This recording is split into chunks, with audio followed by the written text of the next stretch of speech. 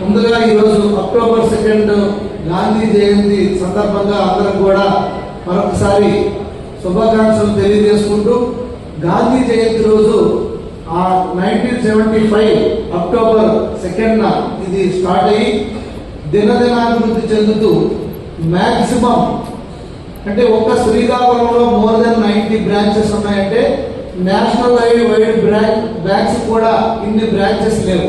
అంటే అంత కనెక్టివిటీ, అంత నెట్వర్క్ సంపాదించింది ఈ గ్రామీణ బ్యాంక్ సిస్టమ్.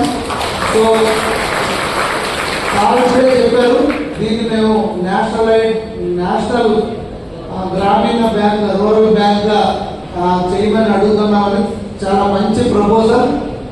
ఇది కనుక జరిగితే డెఫినెట్గా ఇది ఇంకా దీంతో ఢీకోవడం ఏ బ్యాంక్ కూడా సాధ్యపడదు.